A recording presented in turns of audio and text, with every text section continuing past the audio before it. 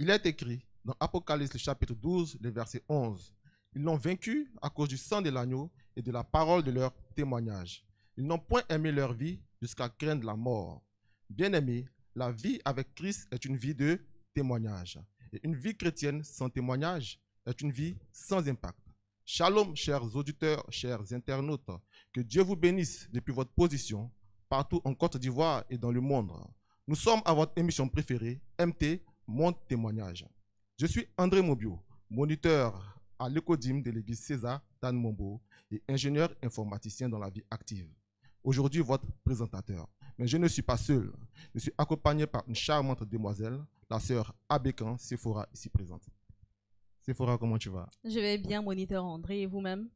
Ça va très bien. Super. Notre invité du jour n'est plus à présenter parce qu'aujourd'hui, nous sommes à la 5e édition avec lui. C'est le révérend pasteur Mamadou Diomandé, président des églises César Côte d'Ivoire. Bonsoir, pasteur. Comment allez-vous? Bonsoir, mon fils. Et tout va bien par la grâce de Dieu. D'accord. Les décors ainsi plantés, nous allons maintenant rentrer dans le vif du sujet. Le jeudi 17 août 2023 marquait le début de cette très belle aventure.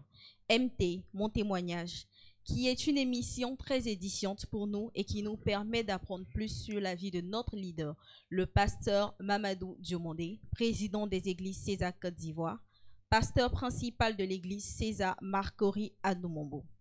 De l'islam au christianisme, sa vie chrétienne est un véritable témoignage. Depuis son enfance, passant par son appel au ministère jusqu'à ses débuts en tant que pasteur, nous avons tous été édifiés. Aujourd'hui, nous parlerons de son arrivée à la César d'Anne-Mombo. Alors, pasteur, combien de temps vous faites à Trècheville avant d'être affecté à la César d'Anne-Mombo? Merci, ma fille Sephora. Merci pour la question. Avant d'être à Trècheville, j'étais d'abord, premièrement, à Anne-Mombo. Depuis les années 96, en février, j'ai fait, je crois bien, 7 mois avant d'être affecté à Trècheville en tant que pasteur assistant auprès de l'ex-président, le pasteur Niamien Christophe, feu Niamien Christophe. Et donc, j'ai passé un temps d'abord à Anne-Mombo, suite à 7 à 8 mois, avant d'arriver à Trècheville. Et après 7 mois ou 8 mois, je faisais la navette sur Trècheville. Marcory sur Trècheville, puisque je vous ai dit dans les vidéos précédentes que j'étais ici à Anne-Mombo, je dormais à Anne-Mombo dans une maison en bois, Sikobois, appelée en Côte d'Ivoire, Sikobois. Et donc, à Trècheville de 96 jusqu'en 2000, je crois bien que j'ai fait 4 ans et demi à Trècheville. J'ai fait 4 ans et demi à Trècheville en tant que pasteur stagiaire et ensuite assistant. D'accord. Oui. Merci, pasteur. Alors, après 4 ans et demi passés à Trècheville, quelle a été la raison principale pour laquelle vous avez été officiellement, si on peut le dire comme ça, affecté à Anne-Mombo? D'abord, avant de répondre à ta question, je veux vous informer que je n'ai pas été à Trècheville dans les normes. J'ai été brutalement envoyé à Trècheville parce que celui avec qui j'étais, en quelque sorte, ne voulait plus de moi. D'accord. Et c'est dans ces circonstances-là que je me suis retrouvé à Trècheville. Maintenant, pour que je sois pasteur principal à Anne-Mombo, c'est après plusieurs événements. Le premier événement, c'était la période du grand schisme qui s'est passé au niveau de la César. Il y a eu un grand schisme après notre retrait de 99. Et donc, une grande séparation d'avec nos dinosaures. D'accord.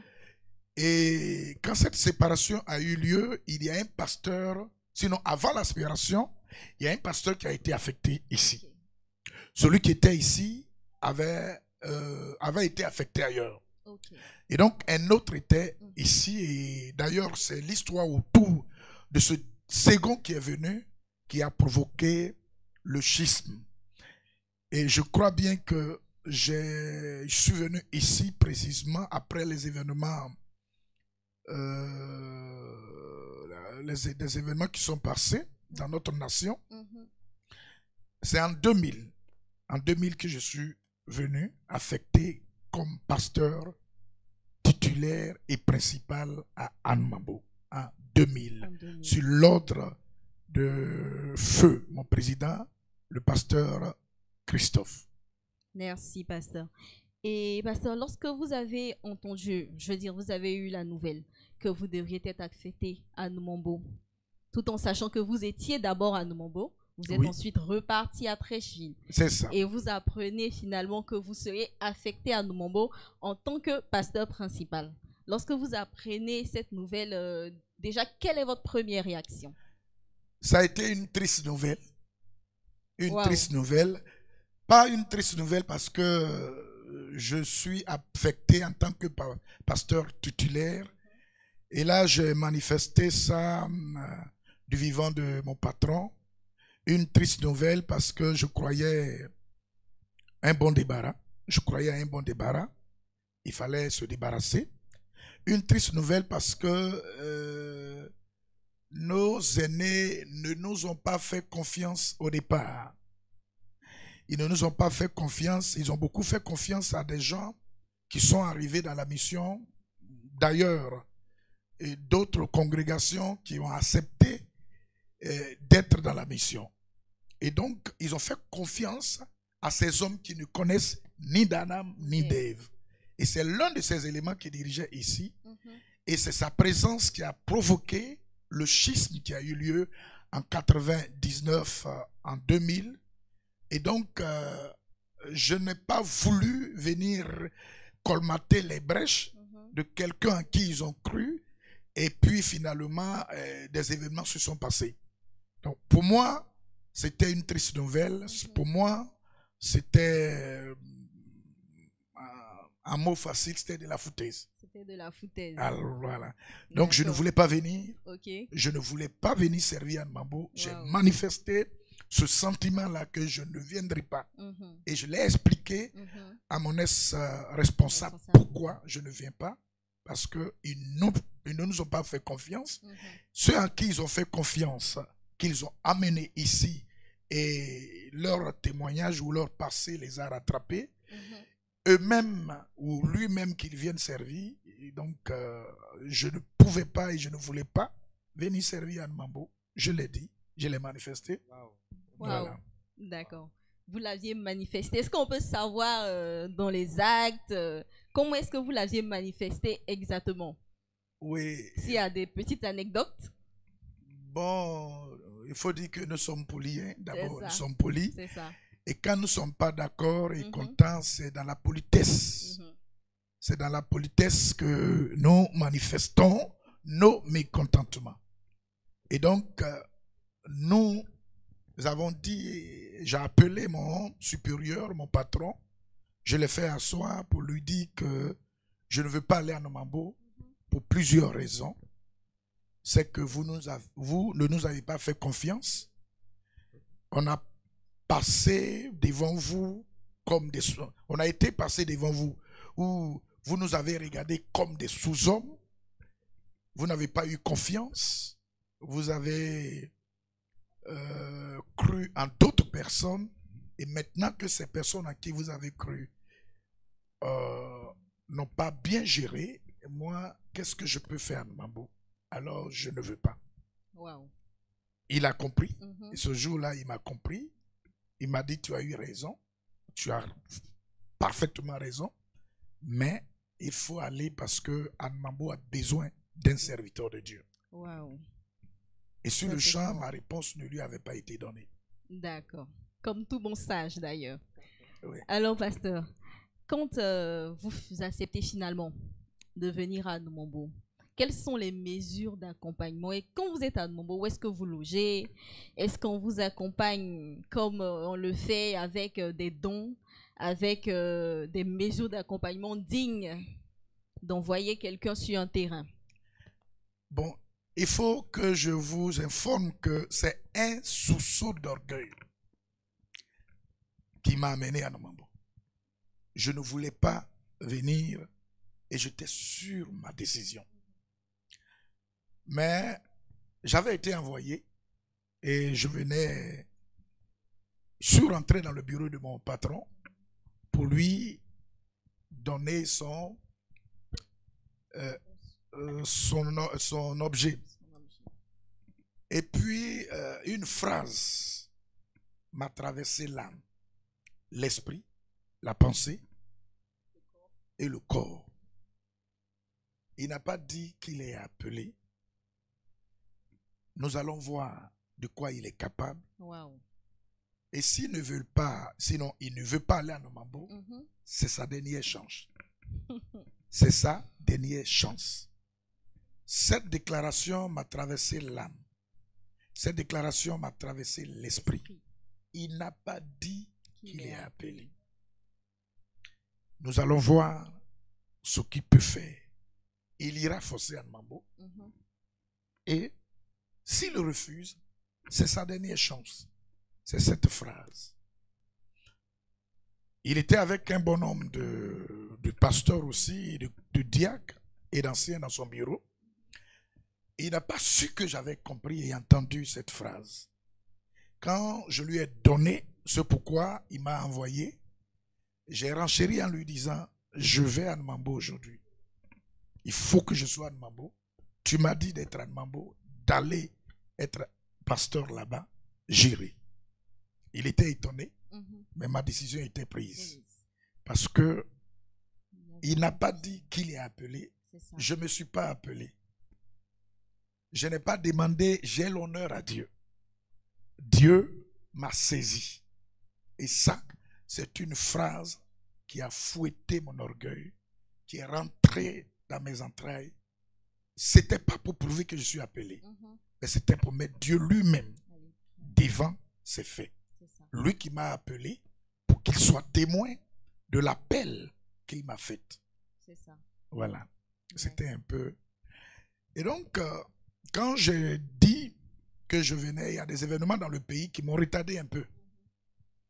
Des événements après les élections de 2000 qui m'ont retardé un peu. Mais quand ces événements sont passés, je suis venu sans mesure d'accompagnement. Wow.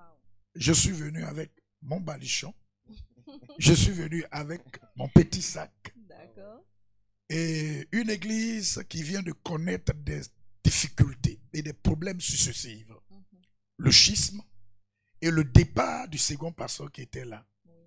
Il n'y avait pas de moyens, il n'y avait pas de ressources.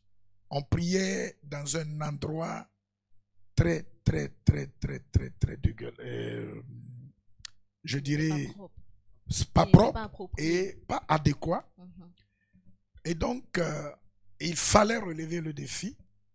Le peu de fidèles que j'ai trouvé, ils devaient me nourrir, me donner une maison, me donner un matelas, un lit pour me reposer. Vous voyez une église qui vient de connaître des problèmes. Les frères eux-mêmes ont des problèmes. La plus grosse dîme était 35 000. Wow.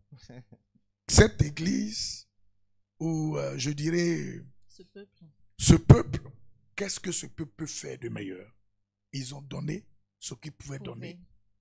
Et là, tout est parti. D'accord, pasteur. Pasteur, quand vous êtes arrivé, clairement, les gens n'ont pas cru en vous. Ils n'ont pas cru en vous. On a même entendu un proverbe qui disait comme ça, quand vous êtes arrivé, on dit, que peut faire l'agneau dans une guerre où les lions sont sortis blessés? Mais c'est pour dire que vous êtes venu, mais on ne croyait pas en vous. Et quand vous entendez ce genre de choses, en tant qu'homme de Dieu venu relever un défi, qu'est-ce que ça vous fait? D'abord, ce sentiment de ne pas croire à moi a été provoqué. Parce que lorsque tu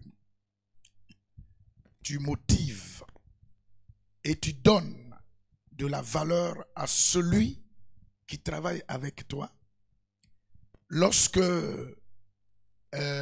tu amènes le respect du peuple envers celui qui travaille avec toi, tous ceux qui sont en face se sentiront dans l'obligation de le respecter et de croire en lui. Je veux dire quoi? Si tes patrons ne croient pas en toi, ce n'est pas des fidèles qui vont croire en toi. Si tes patrons ne savent pas qu'en toi dort quelque chose, ce n'est pas ceux-là qui t'ont vu et qui n'ont pas pu avoir du respect pour toi. On n'aura pas imposé ton respect dans leur esprit. Comment ils peuvent... Et donc, sur ce point, ils avaient raison. Mais lorsque j'ai entendu la phrase « Que peut faire un agneau dans une guerre où le lion est sorti blessé ?»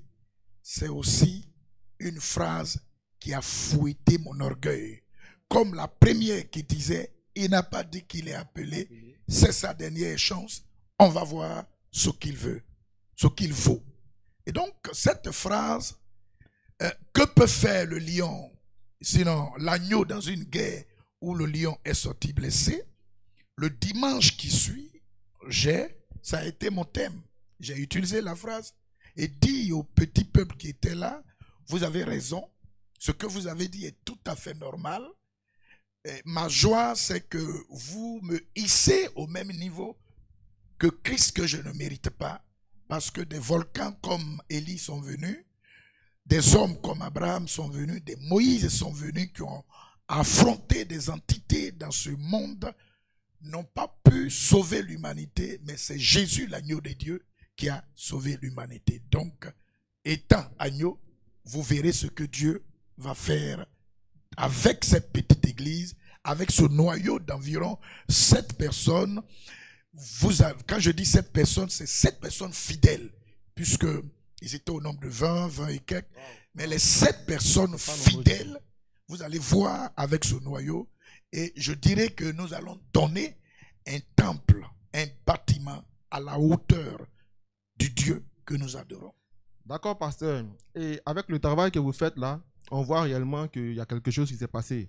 La Bible nous dit en psaume 118 au vers 22 que la pierre qu'ont rejeté ceux qui bâtissaient est devenue la principale de l'angle. Et là, on peut dire que vous êtes devenu une pierre principale. Mais pasteur, merci, oui. Quand vous êtes venu, dans quel état était l'œuvre d'Anne Mombo? Parce que vous êtes venu après qu'il y a eu des disputes et les lions en griffe sont partis. Et vous, l'agneau, quand vous êtes arrivé, comment était l'œuvre? Dans quel état vous avez trouvé les chantiers d'Anne Mombo? Eh bien, il fallait Dieu pour qu'on en arrive là.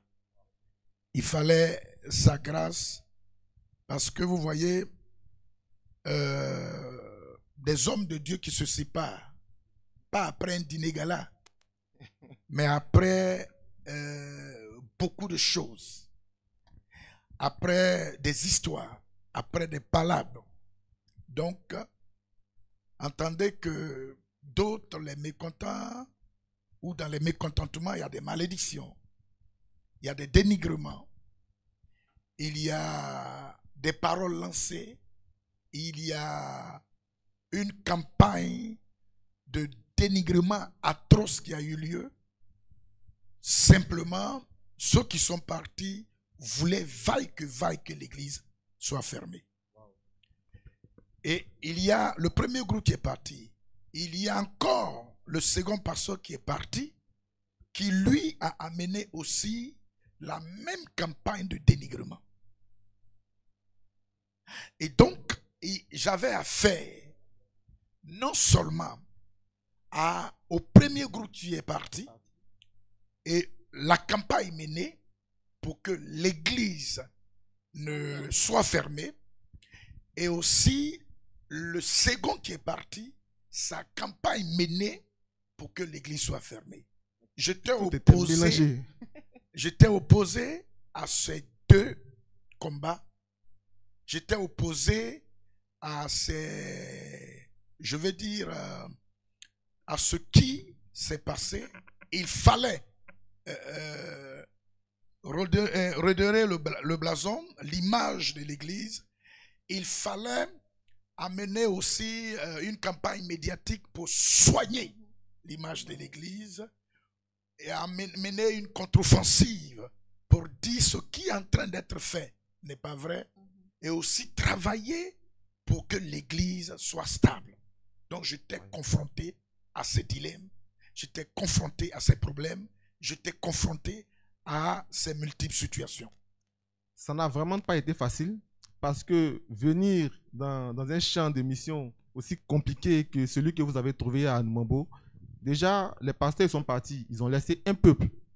Et vous venez, vous trouvez ce peuple-là. Il y a d'autres qui ont certainement suivi les lions en griffe qui sont partis. Oui. Mais ceux qui sont restés, quand vous êtes arrivés et que vous les avez trouvés, est-ce que c'était facile pour eux de vous accepter? Comment est-ce qu'ils vous ont accueilli? Le premier, je vais dire, mon premier dimanche, parce qu'à la réunion, il y a un qui a dit à mon supérieur, quelle formation il a? Demandez. Il n'a même pas dit pasteur. Il a dit demandez à quelle formation, il a quel diplôme. Or, comme un aveugle, quand il veut te lapider, quand il le déclare, c'est qu'il a son pied sur le caillou.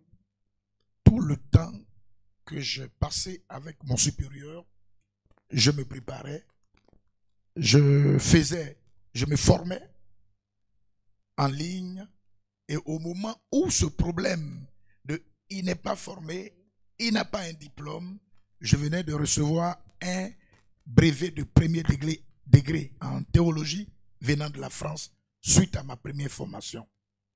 C'est ce diplôme-là que mon patron a envoyé pour dire voici le diplôme, voici ça, il a été formé, voici son diplôme. C'est ce qui a apaisé quelques-uns. C'est ce qui a apaisé quelques-uns. Mais il y avait encore des pessimistes, il y avait encore d'autres qui ne croyaient pas. Mais toujours est-il que je dis qu'ils avaient raison. Ils avaient raison parce que pour que celui avec qui tu travailles puisse être accepté un jour par le peuple, il faut faire auparavant un travail. Il faut imposer le respect de ce dernier. Il faut valoriser ce dernier. Il faut amener le peuple en face duquel il se trouve à le respecter, avoir sur sa vie le serviteur qui peut-être va les servir un jour, les amener à comprendre que c'est aussi un pasteur comme moi. Mais moi, j'ai eu la chance d'être son dévancier, son supérieur. Quand ce travail est fait, la succession ou les affectations sont faites tranquillement et la crainte est dans le cœur de ce peuple. Et quand un supérieur recommande un subalterne à un peuple, personne en principe ne devait brancher. Et donc, même mon fils, ils ont fini par accepter parce que c'est par la qualité du travail dans ta vie que les pessimistes arrivent à renoncer à leur pessimisme. Ah, c'est vrai. Waouh, ça c'est fort. C'est par la qualité du travail dans ta vie que les pessimistes arrivent à renoncer à leur pessimisme. Waouh. Alors, nous tenons à rappeler à tous les auditeurs que nous sommes en direct pour l'émission MT Mon Témoignage. Vous pouvez nous suivre sur nos différentes pages. C'est assis, la page du pasteur Mamadou Diomandé. Et vous pouvez nous suivre aussi sur YouTube. Alors, nous vous demandons aussi de partager le direct sur vos différentes pages, vos différents comptes et sur vos différentes plateformes. Alors, pasteur, lorsque vous êtes arrivé et que le peuple vous a finalement accepté, et que le doute a finalement été un petit peu dissipé. Dans le cœur de certains. Dans le cœur de certains, il faut le préciser. Pas dans le cœur de tout le monde. Non, pas dans le cœur de tout le monde. Dans le cœur de certains. Est-ce que vous avez senti qu'il y avait de grands défis à relever? De très grands défis. de très très grands défis parce que le terrain d'Anamambo est l'un des terrains les plus difficiles et coriaces de la Côte d'Ivoire. Wow. Et donc, il y a ça. Il y a la campagne d'intoxication faite par 2 différents groupes qui sont partis. Et puis aussi, il y a la jeunesse. Parce qu'en ce moment, les gens voudraient voir un pasteur âgé, mûr physiquement, un pasteur d'un certain âge, alors qu'en ce moment, j'étais entre 20 et 25. 20 et 25. J'étais entre 20 et Wow. 25 Vous étiez vraiment très jeune. Vous étiez vraiment très jeune, pasteur. Oui, très jeune, j'ai eu cette grâce de commencer très tôt. Wow. C'est pourquoi aujourd'hui, quand je dis que j'ai 23 ans de ministère en plein temps, je dis bien en plein temps, beaucoup s'étonnent. Oui. J'ai commencé très tôt. J'ai fait 5 ans d'apprentissage et 23 ans aujourd'hui en plein temps. Et donc, qu'est-ce que ce jeune homme peut faire devant des hommes de 35 ans, 40 ans, 50 ans? Wow. Qu'est-ce qu'il peut faire?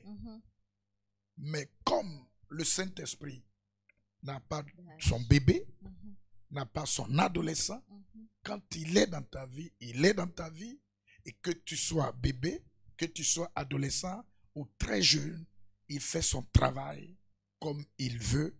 Et donc, en tant qu'un ouvrier inutile du Seigneur et en tant qu'un vermisseau devant le Seigneur, j'ai eu confiance parce que plusieurs points m'imposaient la confiance. Plusieurs points me disaient que même si personne ne croit en toi, mais celui qui t'a appelé, qui est au-dessus de tout être humain, a eu confiance, il t'a appelé, alors ce n'est pas toi qui travailles, il a besoin de ton corps, il a besoin de ta foi, il a besoin de ton engagement et de ta détermination pour faire ce qu'il a envie de faire. Vas-y, rentre dans la fournaise ardente, tu verras la 4e personne. Wow. Voici Amen. des motivations que moi-même je me suis auto-donné pour y arriver. D'accord, pasteur. Alors, c'est très édition. C'est très édition ce que vous dites là parce que ce sont des motivations que vous êtes données vous-même. Aujourd'hui, j'ai envie de dire que le grand problème aujourd'hui de la jeunesse, c'est, comme on le dit un peu, la self-confidence. C'est d'avoir confiance en soi-même. Et je crois que cette émission-là est vraiment bien tombée, elle est à point nommé parce qu'elle nous permet aussi au travers des dires du pasteur de comprendre et de nous-mêmes faire un travail sur soi-même afin d'avoir confiance en nous. Parce que si nous avons l'autorisation du Saint-Esprit et si nous avons confiance en nous, nous pouvons relever de grands défis. Amen. Alors, Amen. pasteur, j'aimerais savoir quelles sont les premières actions que vous avez posées lorsque vous êtes arrivé à Anamambo. Je n'ai pas fait trop de bruit, ma fille. J'ai d'abord essayé de stabiliser le peu de peuple qui était là. J'ai essayé de mettre chacun en confiance. Leur plutôt amener à comprendre que cette mission a de l'avenir. Elle a été inspirée quand tous nos prédécesseurs étaient d'accord. Quand tous nos prédécesseurs étaient ensemble. Il y a des visions, sinon une vision commune qu'ils ont eue. Il y a des messages qu'ils ont reçus de la part de Dieu, dont je suis au courant de quelques messages. Alors, Dieu ne se répand pas de ses dires. S'il a donné une vision, il donnera la provision. Et s'il a donné une vision à des hommes qui, après, pour une histoire d'être humain, ils se sont séparés, nous pouvons nous jeter dans ce fleuve de vision pour pouvoir conduire à bon port ce qu'ils ont reçu. Nous pouvons aussi réussir. Ce qu'ils ont reçu, nous pouvons réussir à mener cette vision jusqu'à son accomplissement. Donc, les premières actions, c'est par exemple la prière pour les enfants. D'accord. Pour les bébés. J'ai procédé par la prière pour les bébés. Que tu sois chrétien, que tu ne sois pas chrétien, que tu sois évangélique, que tu ne sois pas évangélique, quelle que soit ta religion, si tu souhaites ou tu veux que ton enfant soit présenté à l'Éternel des armées, à Jésus de Nazareth, j'accepte, je fais la présentation et j'exhorte au peuple d'accompagner la famille avec du savon, avec des dons, et ainsi de suite. Quand nous avons développé ce point, tout le village, tout le quartier a commencé à voir les bienfaits de la vision. Des enfants, des familles venaient et retournaient avec des savons. Des enfants des familles de toute religion, de tout, sans distinction de langue, de peuple. Alors, on faisait ce travail-là d'amour, de soutien auprès de la population. Et tous les enfants qu'on présentait ici, pendant leur évolution, les familles voyaient la grâce de Dieu, la main de Dieu sur leur vie. Et c'est ce qui a motivé à créer, je veux dire, à provoquer la foi, à provoquer des conversions, à pousser la population vers le Seigneur Jésus. Aider les parents qui ont accouché, qui n'ont pas les moyens pour s'occuper des enfants. Ça nous a permis de gagner beaucoup d'âmes. Voilà. Oui, c'était une forme d'évangélisation. C'était une forme d'évangélisation et ça nous a permis d'avoir beaucoup de fidèles, beaucoup d'âmes. Super. Merci beaucoup, pasteur. Oui. Alors, pasteur, quand vous êtes arrivé, certainement, vous aviez des objectifs. Et aujourd'hui, vous aviez dit, après 23 ans de ministère, par rapport à vos débuts jusqu'ici, les objectifs ont-ils tous été atteints? Sinon, est-ce que par rapport aux objectifs qui ont été atteints, comment est-ce que vous vous sentez? Tous ces objectifs ne sont pas totalement atteints, mais le plus grand est atteint. On peut estimer un pourcentage? J'arrive d'abord. Le premier était d'avoir un peuple. D'accord. Et là, Dieu s'est manifesté puissamment. Le deuxième, c'était d'avoir un temple bien grand, un temple d'environ 500 places pour recueillir ce peuple qui venait. Parce qu'arrivé à un certain moment donné, Dieu lui-même a commencé à faire son travail. Et donc, il y avait un peuple qui venait. Et ce temple, nous l'avons reçu. Troisième objectif, c'était d'inculquer la parole de Dieu dans l'âme et dans l'esprit de chacun. C'est ce que nous attelons à faire. Ça, c'est réussi à 100%. Et je dis que les objectifs ne sont pas atteints parce que les moyens font défaut pour arriver là où le Seigneur veut que j'arrive. Les moyens financiers. Parce qu'aujourd'hui, il faut casser ici pour rebâtir et avoir plus de place. Il y a un problème de moyens. Il faut avoir des instruments adéquats pour de grandes campagnes d'évangélisation. Il faut des podiums. En un mot, il faut l'autosuffisance matérielle pour l'œuvre de Dieu. Les objectifs ne sont pas totalement atteints, mais aujourd'hui, je me réjouis d'abord du peuple. Je me réjouis de la maturité du peuple, des églises qui sont nées. Après, des hommes de Dieu qui sont là, formés, qui sont sur le terrain. Des grands défis relevés depuis l'existence de cette émission. Je me dirais des défis qui n'ont pas été relevés, qui ont été relevés. Nous avons environ aujourd'hui 20 à 18 églises. Et donc, c'est déjà un challenge. Partout en Côte d'Ivoire. Voilà, partout en Côte d'Ivoire. Et donc, c'est déjà un challenge. Oui. Et aussi des hommes de Dieu conscients, des conseillers, diacres, anciens conscients, Mhm. mûrs, qui savent où on va et qui sont prêts à mettre tout leur dévolu physique, spirituel, matériel pour que nous atteignions les objectifs. Ça, c'est fort. La main d'œuvre spirituelle, il y en a. Des têtes, il y en a. Mais aujourd'hui, toute ma prière, c'est les moyens adéquats pour pouvoir développer la vision. Amen. Sinon, Amen.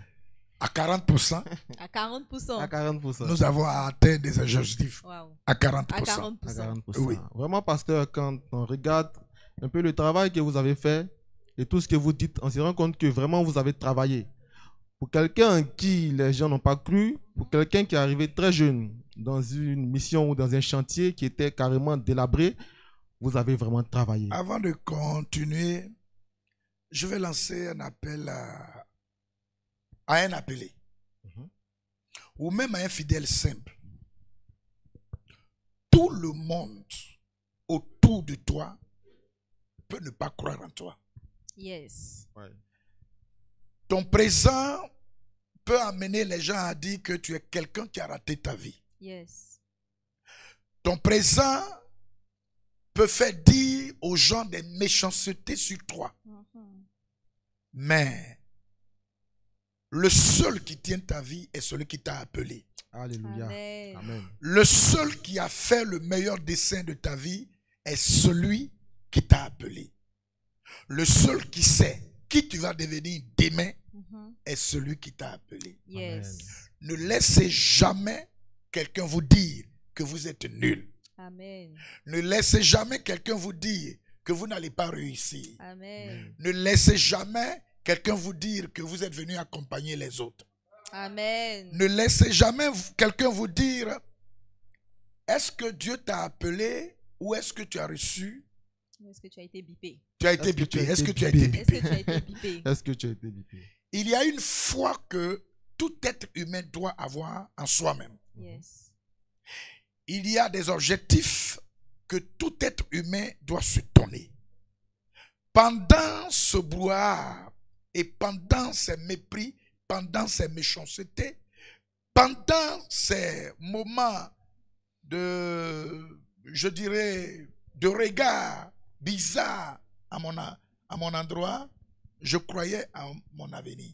Parce que j'avais un rêve. C'est le Amen. plus important. Un rêve non seulement spirituel, mais j'avais des rêves parce que je dors, je suis un être humain, Amen. un homme spirituel, je fais des rêves. Amen. Alléluia. Donc, Amen. nul ne peut dire à un être humain, étant lui aussi être humain, que tel ne va jamais réussir. Crois en toi.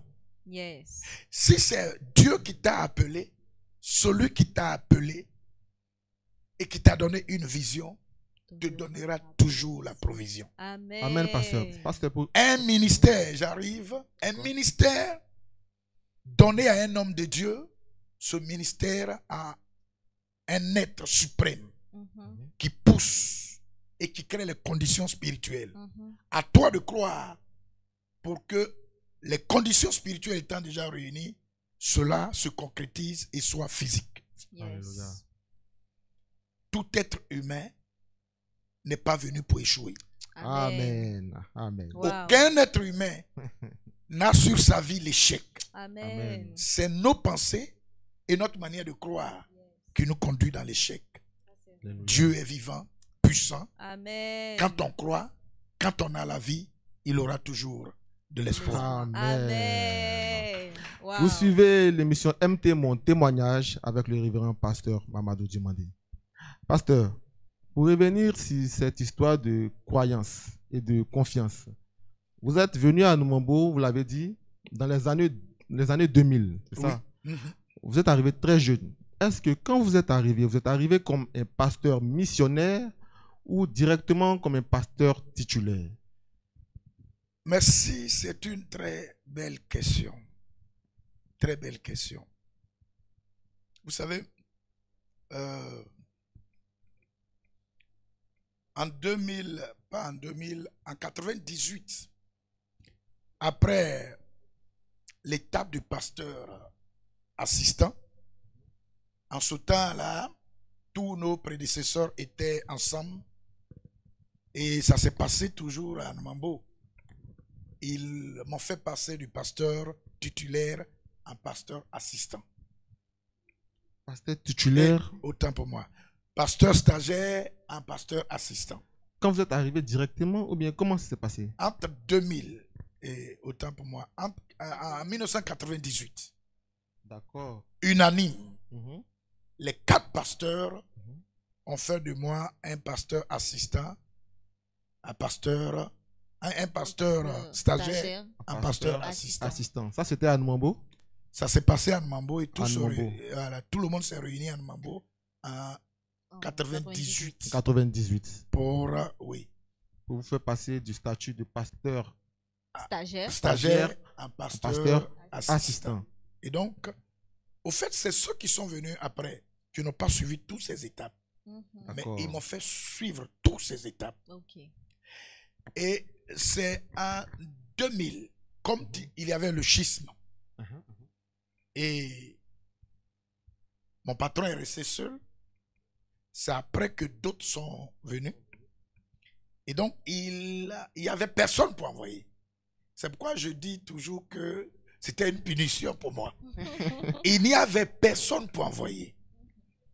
Il n'y avait personne qui pouvait venir servir. La seule personne qui était là, c'était moi. Donc, il fallait faire avec. Waouh. Il n'y avait pas de choix, en fait. Donc, moi-même, je n'avais pas le choix. Lui-même n'avait pas le Pas le choix. Pas le choix. Voilà.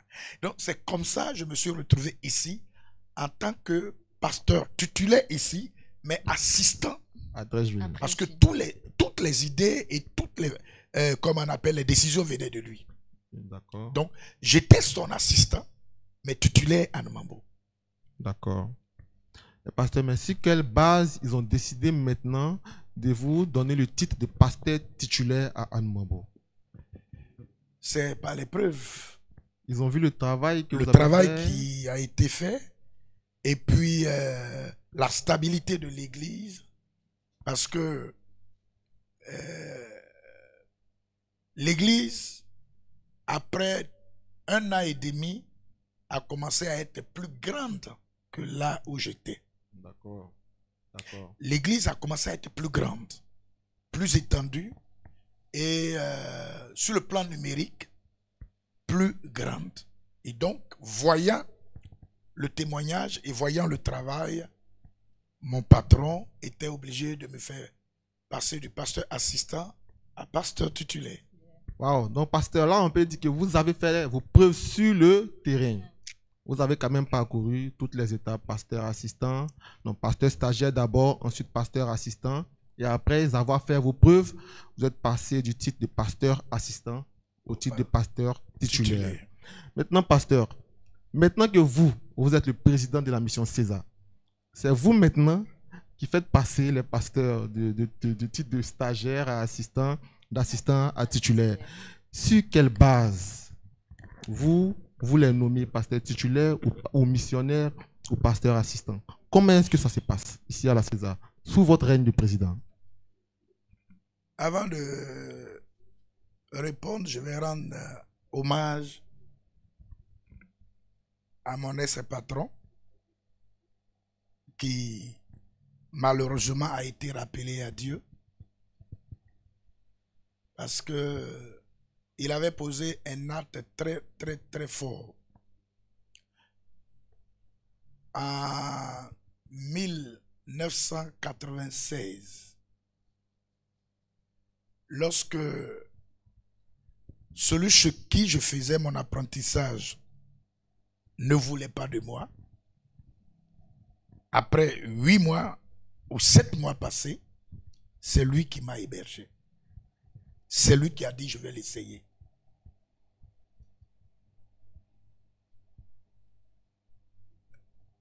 Hommage à lui, et s'il était là, bon, aujourd'hui je rends l'hommage autrement, même s'il n'est pas là.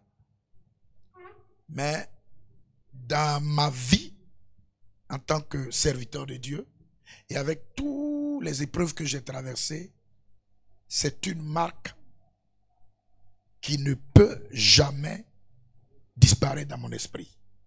Et je me dois, même s'il a été rappelé, mais d'honorer tout ce qu'il a laissé là avec nous. Je me dois de les honorer à vie. Je vais aussi honorer un homme, l'ancien Kofi Thomas. Oui, parce que lorsque je parlais de mes baraques, c'est ce monsieur qui, pour la première fois, m'ayant rendu visite, a constaté que j'étais dans l'obscurité. Et il a tout fait pour m'envoyer une ampoule et une prise. C'est comme quelqu'un qui est dans le noir dont Jésus vient sauver. Il a posé un acte. Et c'est comme si hier, c'est hier que la chose a été faite. Wow. Hommage au pasteur Christophe paix à son âme. Hommage à Kofi Thomas, ancien aujourd'hui. Il vit. Que Dieu s'en souvienne à vie. Amen. Si on était à l'école du dimanche, on aurait dit triplé pour eux. Triplé pour eux. Maintenant, en tant que président, d'abord, j'ai juré de ne pas faire subir à ces hommes qui n'ont pas demandé à être appelés, mais que le Seigneur a appelés, et ils ont cru, ils se sont engagés, ils sont avec moi, ils travaillent avec moi. J'ai pris la résolution de tout faire pour les mettre à l'aise. Quoi que ça m'écoute, ou même si parmi eux d'autres ont des comportements udérables ou bien ne voient pas ce que je fais, mais j'ai pris l'engagement avec mes maigres moyens de ne jamais faire subir ce que j'ai subi à ces hommes. Ça, je tiens à ça. Je ferai tout, quel que soit leur comportement. Donner le meilleur de moi-même pour leur donner envie de servir le Seigneur. On ne m'a pas donné envie d'être un homme de Dieu, de servir Dieu. Mais moi, à mon retour, sinon à mon tour, autant pour moi, je dois donner envie à ces hommes-là de servir Dieu, de croire en eux. Je dois les motiver. En tant que président, Oui, c'est ça. la présidence qui s'est imposée à moi, il y a beaucoup à faire. Mais pour ces appelés-là, comment est-ce que vous les faites passer du statut de missionnaire, stagiaire, assistant jusqu'à pasteur titulaire? C'est par rapport à leur travail. C'est par rapport à leur travail. C'est le travail qui paye. Je vais vous donner un exemple. Élie ne s'est pas, il s'est pas levé un matin pour donner son manteau à Élisée. Il y a eu des étapes. Gilgal, Bethel, ainsi de suite jusqu'au Jourdain. C'est au Jourdain. Et quand Élie lui a demandé, demande ce que tu veux. Après tout ce trajet, après tous tes prouesses, après que tu m'aies suivi jusqu'à ce niveau, demande ce que tu veux. Élisée n'a pas tremblé. Il a regardé droit dans les yeux d'Élie. Il dit, ce que tu as là, je veux 2. La double portion de ta puissance ou de ton onction. Élie lui a dit, ce que tu demandes est difficile. Pour dire le travail de Dieu n'est pas facile. Pour dire le travail de Dieu, ce n'est pas de l'eau à boire, ce n'est pas de l'amusement. C'est vu le travail que chacun fait qu'il monte de grade. Ce n'est pas les années. D'accord. Mais c'est le travail. C'est la qualité du travail. C'est les preuves que tu donnes qui te fait monter de grade.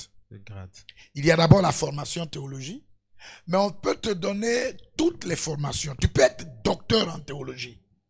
Mais si c'est diplôme que tu as, tu ne valorises pas ces diplômes par le travail, on ne sait pas comment on va te faire monter de grade.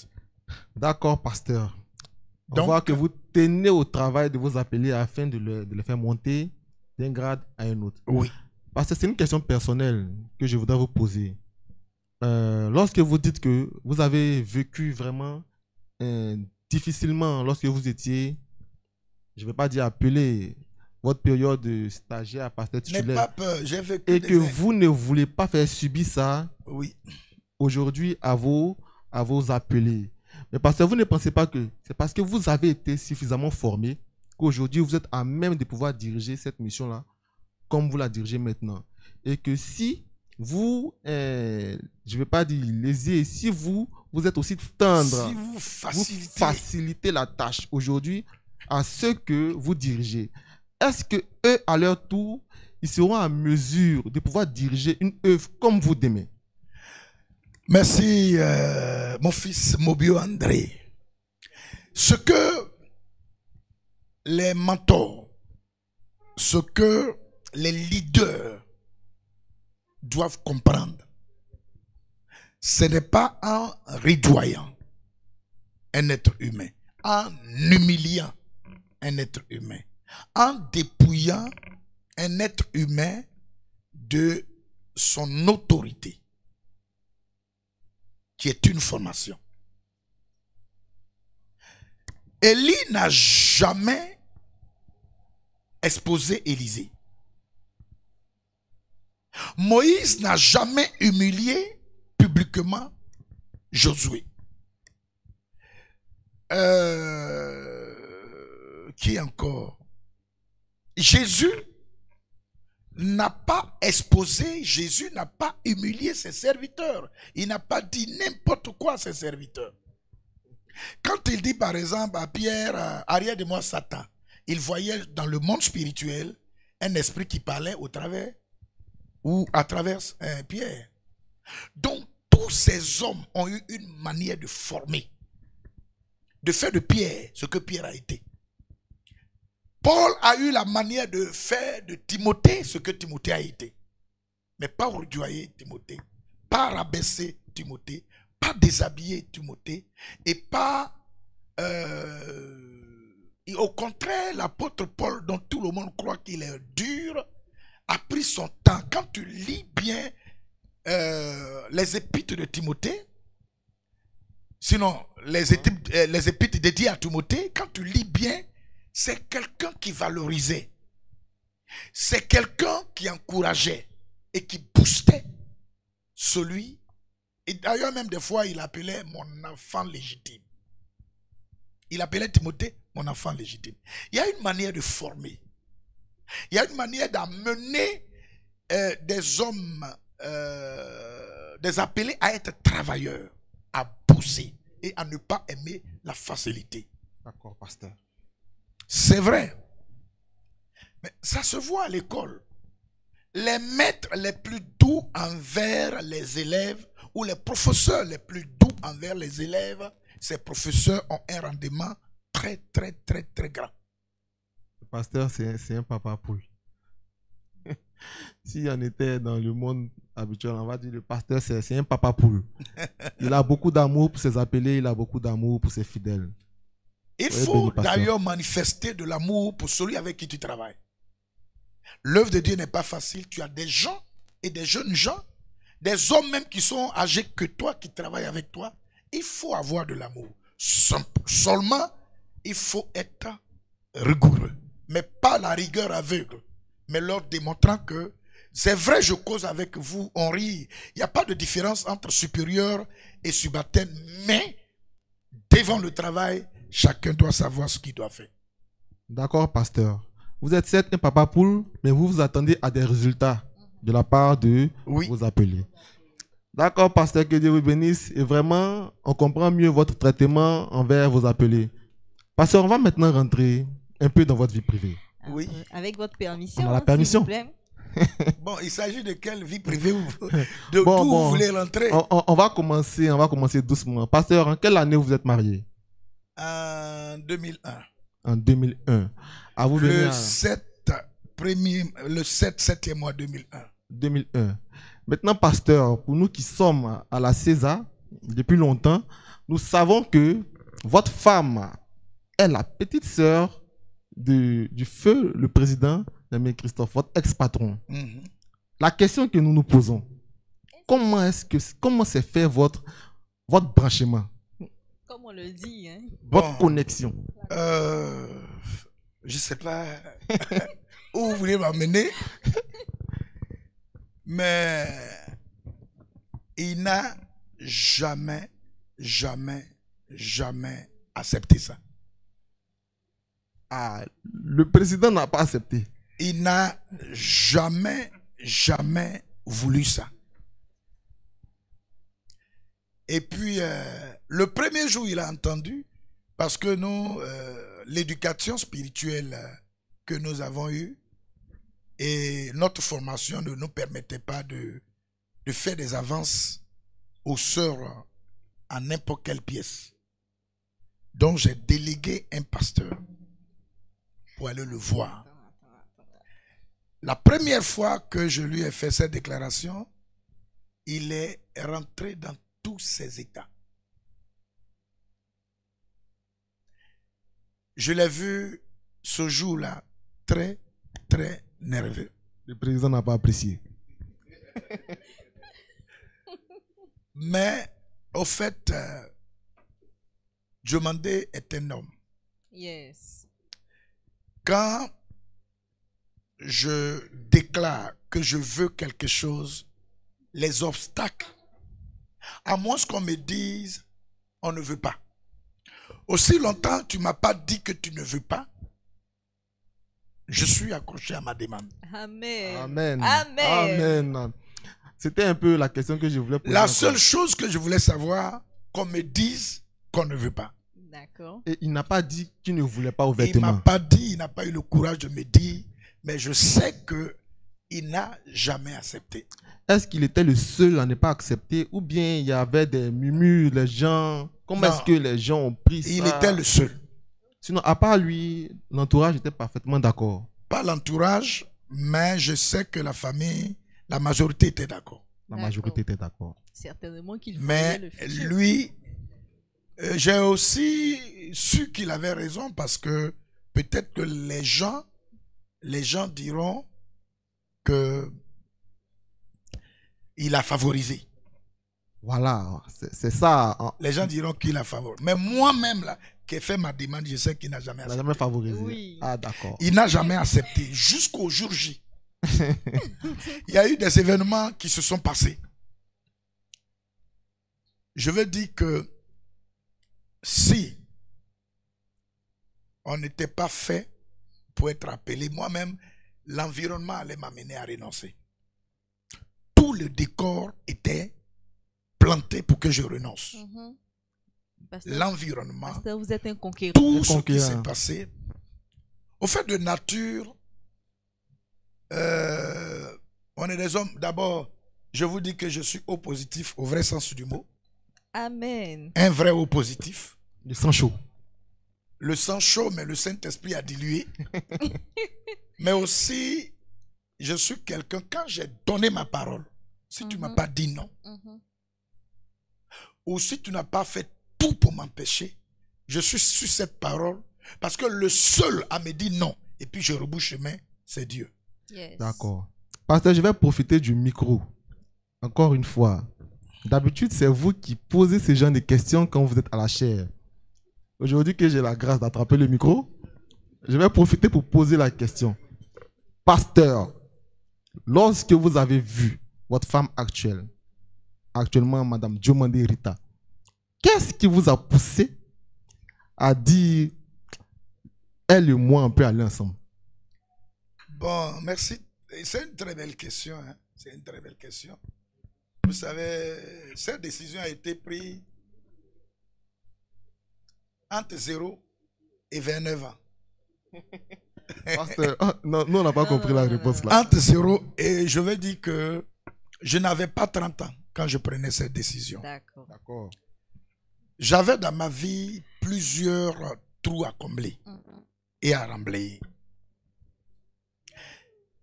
La solitude, parce que la persécution m'avait plongé dans une situation où je me disais que sur la terre, j'étais seul. La persécution, et chez ma famille biologique, mon père et chez ma mère. La mère.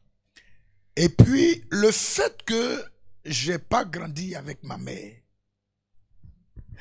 Cet amour maternel, je voulais chercher en quelqu'un ou quelqu'une.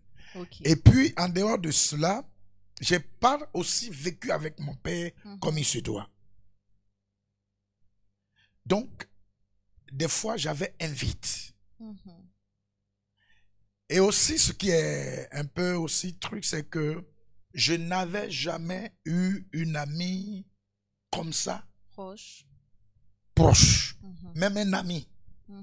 Donc, je cherchais à ce À moment-là combler quelqu'un quelque chose. avec qui parler.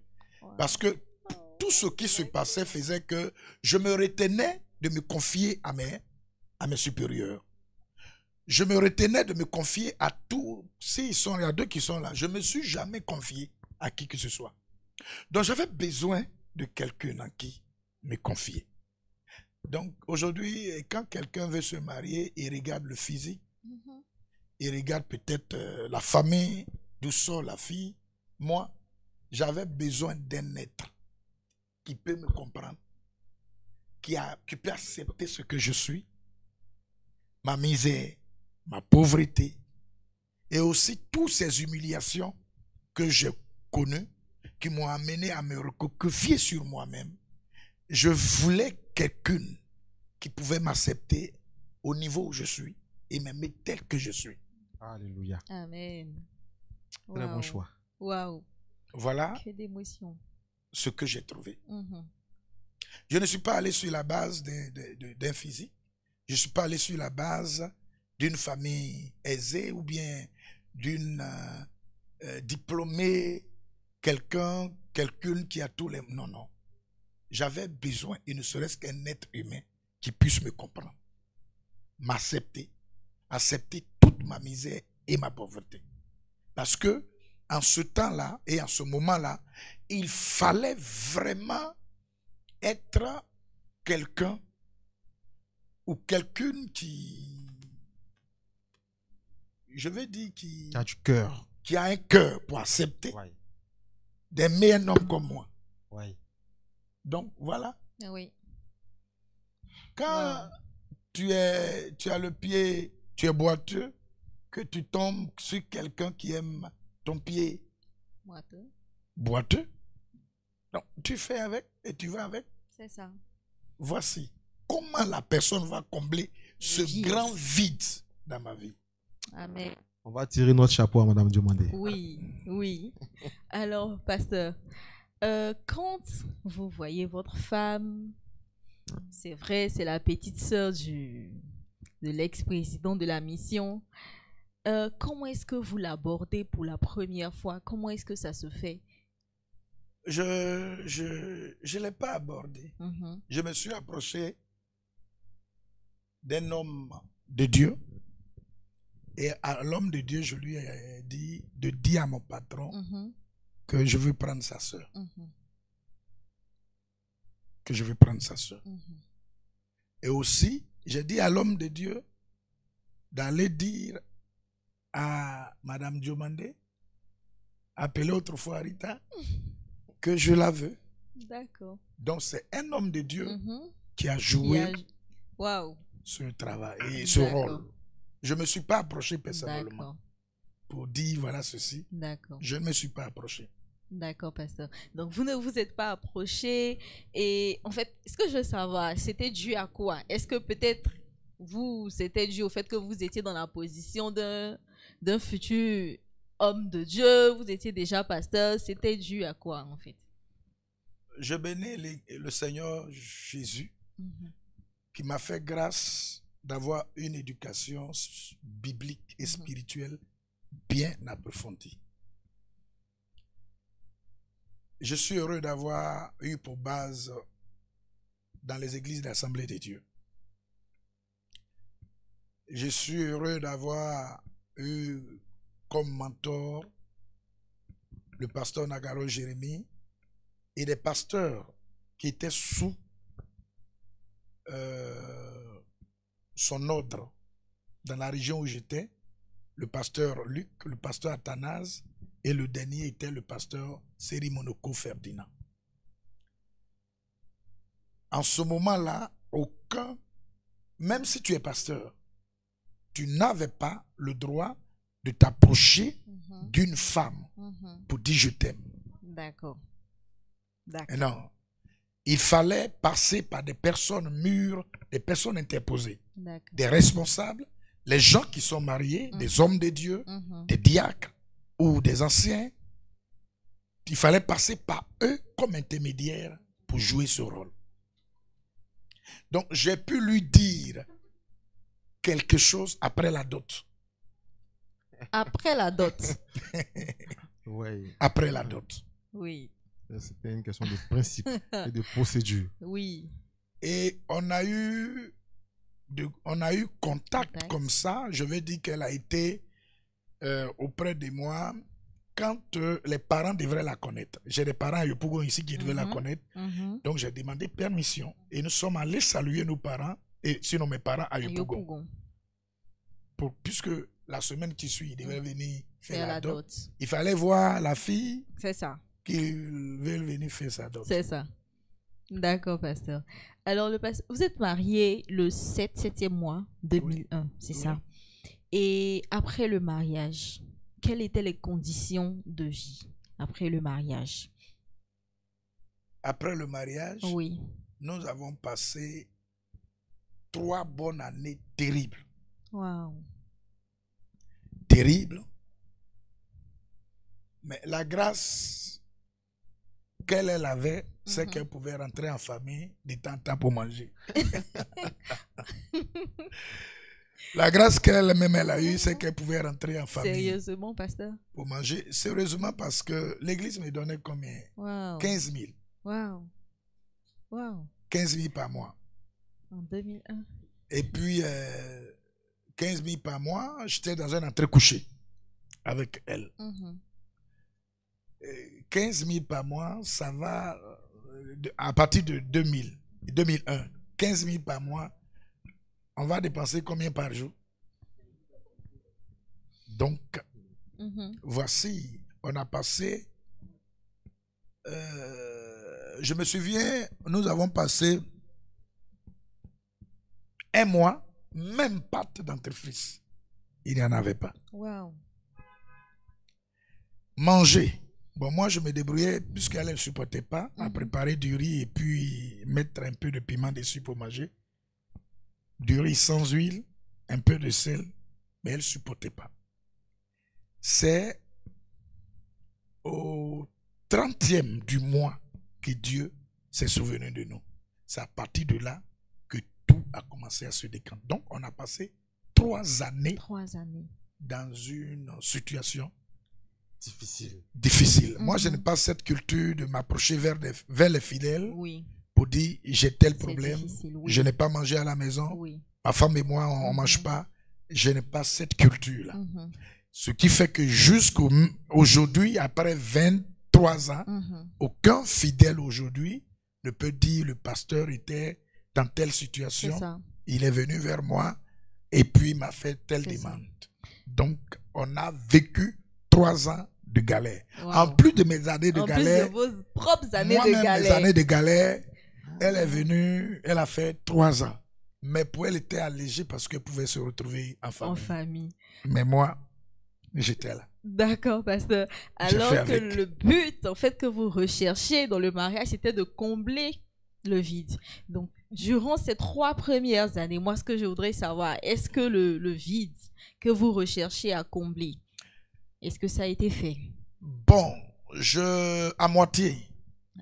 À moitié. Évidemment. Parce que il faut dire que je bénis le Seigneur parce que le fossé de ce vide était grand. Wow. C'était tellement grand, il fallait de l'expérience pour m'aider à combler ce vide. Elle, c'était sa première expérience d'être dans un foyer. Donc, je ne l'en veux pas. Et elle est dernière de sa famille. La Benjamine. Wow. Donc, c'était beaucoup difficile pour elle de combler ce vide. C'était difficile pour elle de combler ce vide parce que Je n'en voulais pas. Je disais que c'était normal parce que le trou béant à moi était très profond. Il fallait quelqu'un qui a de l'expérience, qui pouvait comprendre totalement d'où je sors et ce que je veux. Ça n'a pas été facile, mais bon, avec l'aide de Dieu, avec la grâce de Dieu, on a fait avec jusqu'à ce qu'on soit au stade où nous sommes. Waouh. Parce que quand je vous entends parler de vide, de ce que vous ressentiez, j'ai envie de dire, est-ce que ce n'était pas une forme de dépression? Dépression, je peux dire oui.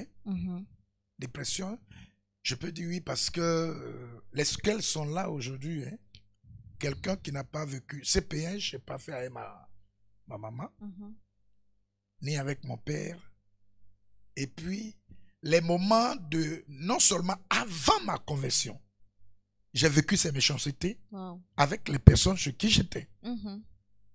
Et comme ça ne suffisait pas, après ma conversion, la persécution a aggravé. Et grave, le corps de Christ dans lequel je suis venu me réfugier, je croise aussi d'autres formes de méchanceté. Donc, par moments, je me disais, et c'est ce que j'ai répété tout à l'heure, j'étais né pour être seul. Des fois, je réfléchissais, quelle est la femme qui allait me comprendre et qui allait m'accepter et pouvoir combler ce vide. C'est fort.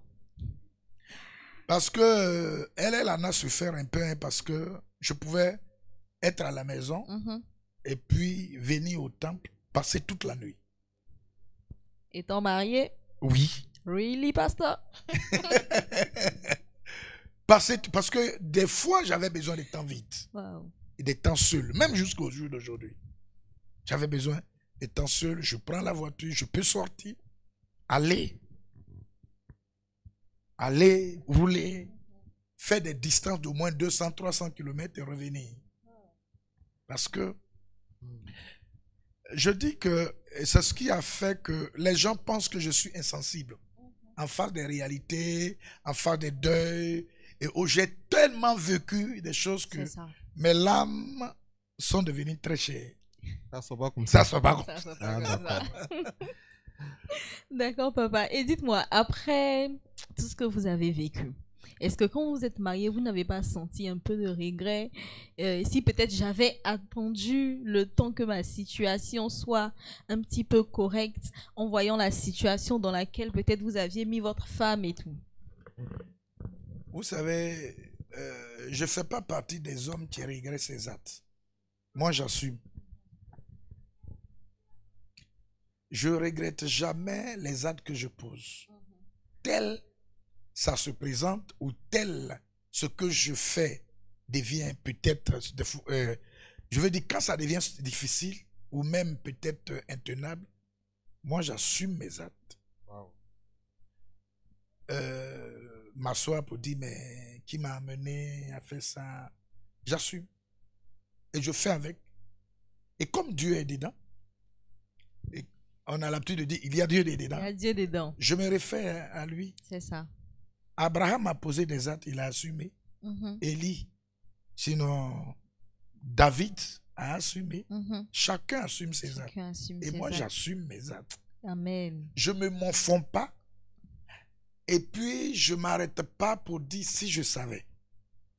Il y a des choses, quand ça va t'arriver, ça t'arrive. C'est ça. Que tu fasses, tu montes au ciel, que tu descends, ça doit t'arriver, ça t'arrive. C'est ça. Donc, j'assume mes actes, j'assume mes dires. On n'est pas des hommes patrons. Et nous ne sommes pas aussi des personnes qui tirent le fusil des peureux. Tu as peur de l'animal, tu as un fusil, mais tu veux tuer l'animal quand même. Ça, c'est dans le langage de ma maman. Je ne tire pas un fusil du peureux. Si j'ai fait une erreur, je ne m'arrête pas. J'avance parce que la vie ne s'arrête pas à l'erreur. La vie ne s'arrête pas à l'échec. Amen. La vie ne s'arrête pas à aux difficultés que tu croises. Yes. la vie s'arrête là où Dieu veut que tu Amen. t'arrêtes pour le rejoindre. Et tant que tu vis, il y a toujours quelque chose de meilleur qui t'attend. Wow. Tant que tu respires, il y a toujours un changement. Il y a toujours une porte qui va s'ouvrir. Il y a toujours une situation qui va se présenter à toi Une très belle leçon de vie. Yes. pour t'amener à comprendre que certes tu as échoué, ou bien certes tu as trébuché, ou certes tu es tombé, mais le problème n'est pas de tomber. Se relever, continuer le chemin Amen. et arriver sur le point d'arrivée. Amen. Amen. Alléluia. D'accord, Wow. pasteur, on va un peu sortir maintenant de votre vie privée. On vous a un Oui, peu titillé. oui, oui. On va un peu revenir sur votre arrivée à Anumambo. Hormis les questions que nous vous avons posées, pasteur, qu'est-ce que vous-même pouvez dire sur votre arrivée à Anumambo? Et, pasteur, vous avez dit que le choix d'Anumambo vous a été imposé. Mais si vous aviez le choix, Ça s'est imposé à moi. oui, ça s'est imposé à vous parce qu'il n'y avait personne Personne. qu'on devait envoyer. Mais si vous aviez le choix, est-ce que vous auriez choisi Anumambo? Dans le ministère, tu ne choisis pas là où tu veux aller. Waouh, ça aussi c'est une leçon. Voilà. Tu Pour pars un où on frère t'envoie. appelé, il ne choisit jamais où il veut servir. Et c'est aujourd'hui, pas aujourd'hui, mais après 5 ans, j'ai su et j'ai compris que l'homme qu'il fallait dans ce village pour atteindre les objectifs que mes prédécesseurs voulaient atteindre, c'est moi. Waouh. Oui, parce que Quand on voit aussi ce que vous avez fait, Oui. voilà, à si Anumambo, j'étais quelque part d'autre, je n'allais pas pouvoir faire ce qui Ce que s'est vous avez passé. fait. Je ne voulais pas venir à cause de plusieurs raisons. Mhm. Des mépris, de la confiance que les gens n'ont pas eue, et puis aussi plusieurs raisons. Mais après 5 ans, j'ai su que ce village-là, avant la fondation du monde, Dieu avait voulu que je sois là.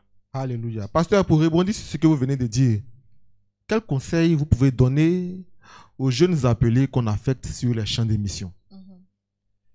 D'abord, aucun appelé ne se choisit pas le terrain où il veut servir. Mhm. Aucun appelé ne se choisit pas le terrain où il veut servir. Il y a un dévancier, il y a un responsable sur la main duquel il travaille. C'est lui qui les envoie. Vu la réalité et vu le résultat d'Anumambo, j'ai compris qu'au fait, il n'y a aucun terrain sur terre qui est difficile. Si nous croyons à celui qui nous a appelés. Et nous sommes convaincus de notre appel. Et même simplement de notre conversion, il n'y a aucun terrain difficile sous le soleil. Pourvu qu'on soit obéissant au mentor et à Dieu qui nous a appelés. Parce que les gens mélangent. Tu peux être obéissant à Dieu. Mais si tu n'es pas obéissant à ton mentor, tu n'es pas obéissant à Dieu. Ton mentor peut être comme même Élie le sacrificateur. Perdre toute l'onction. Perdre toute la vision. Mais la main de Dieu était sur Élie le sacrificateur. Amen. Cela veut dire que si ton mentor est vraiment appelé de Dieu, quelles que soient ses faiblesses, tout ce qu'il sort de sa bouche, est ce que Dieu a voulu pour toi. Donc, il n'y a aucun terrain qui soit difficile en Côte d'Ivoire ou sous le soleil. Et donc, aucun serviteur de Dieu ne choisit pas le terrain sur lequel il veut travailler. Dieu a donné la sagesse à ses serviteurs, aux dévanciers, d'affecter les pasteurs sur les différents. Si tu n'as pas réussi à l'ouest, tu vas réussir au nord. Amen. Si tu n'as pas réussi au nord, si on te fait passer à l'ouest, au centre, au nord, à l'est et au sud que tu n'as pas réussi, tu n'es pas Ne appelé. pas appeler. Tu n'es pas appelé. Tu es bipé. Amen. Pasteur, Amen. que pouvez-vous dire vous-même, hormis les questions que nous vous avons posées sur votre arrivée à Anumambo, qu'est-ce que vous pouvez dire sur Anumambo? Ce que je peux dire sur Anumambo, c'est que Anumambo m'a forgé. Anne Mambo m'a forgé. Le terrain d'Anne Mambo m'a donné un caractère. Le terrain d'Anne Mambo m'a fortifié dans le ministère et dans ma foi. Parce que on a fait face à des entités. D'abord, on continue d'en faire face.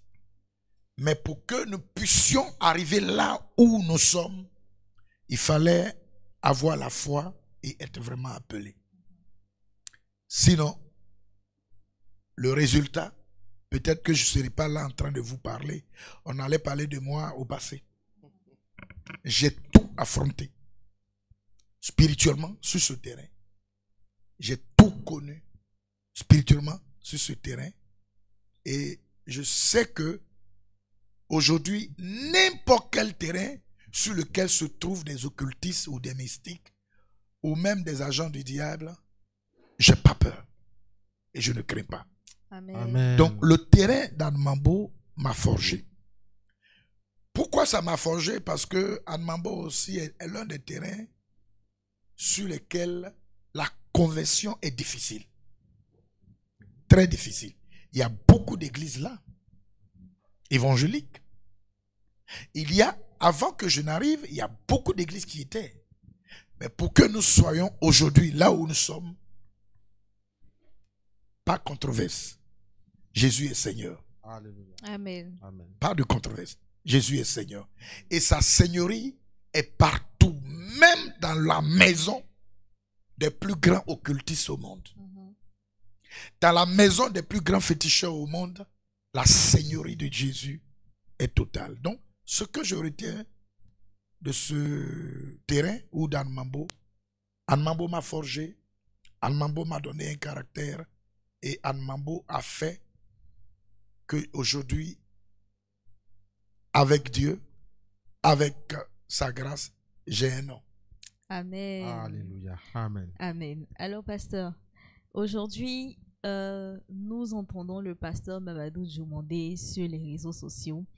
Il y a certaines personnes qui ne vous connaissent pas physiquement, qui vous voient au travers des réseaux sociaux avec votre ton de parole, TPP, qui vous écoutent depuis les États-Unis, depuis Londres. On peut dire que le pasteur Mamadou Djoumandé est connu dans la ville, dans les villages, partout un peu dans le monde entier.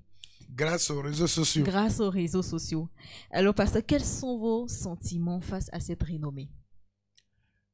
Bon, c'est un sentiment de joie parce que j'ai compris que, de par les réseaux sociaux, j'ai compris que l'œuvre de Dieu n'est pas seulement être sur place ou avoir un peuple devant soi, mais on peut être sur place et en même temps être dans le monde entier. Je sais ce que ce travail sur les réseaux sociaux fait dans la vie des êtres humains dans le monde. Il y a des témoignages.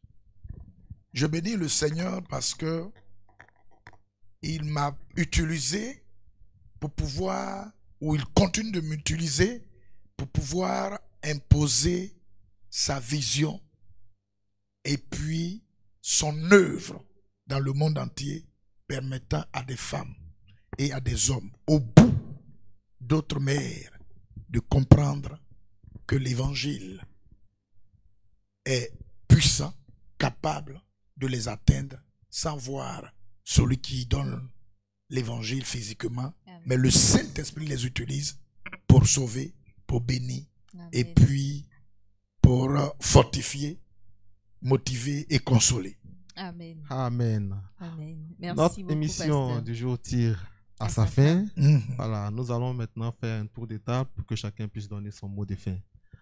On va commencer par le pasteur. Pasteur, dans le mot de fin, je profite pour poser en même temps une question. Pour tous ceux qui suivent nos cultes en direct et même qui viennent physiquement, ils peuvent voir qu'actuellement la César a un temple qui compte plus de 400-500 personnes. Et ce temple est rempli. Pour un homme qui vient d'un temple où il n'avait même pas 50 personnes, on se rend compte que vous avez parfaitement appliqué la parabole de Matthieu chapitre 25, la parabole des talents. Vous êtes venu avec un petit nombre, mais par le travail que vous avez fait au cours de ces années-là, vous avez rempli un temple de 400-500 personnes. quel a été votre secret?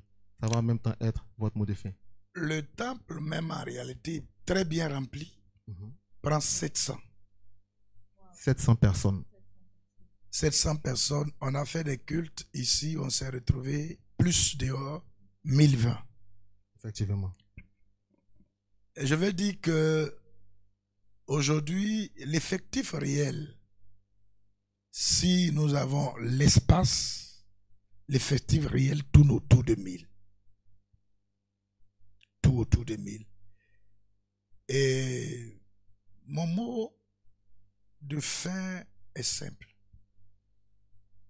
Avec le Seigneur, du peu, il nous envoie au grand. Amen. Alléluia. Il est le seul à étendre les limites. Il t'a appelé. Il faut l'écouter. Où il t'envoie et qu'est-ce qu'il te dit de faire.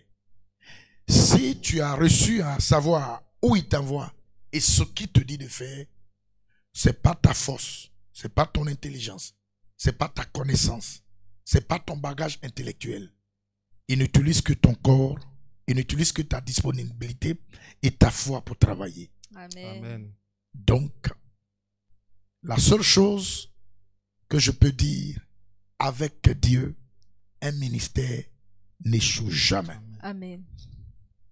C'est tout ce que je peux dire. Amen. Amen. Merci, pasteur. Alors, nous avons été très ravis d'être avec vous pour ce temps d'émission Mon témoignage MT. Merci de nous avoir suivis. Merci à tous nos internautes. Merci à tous nos auditeurs, vous qui avez partagé ce direct et vous qui avez été nombreux à nous suivre. Et nous vous donnons rendez-vous très prochainement pour une autre édition de MT Mon témoignage. Que Dieu vous bénisse.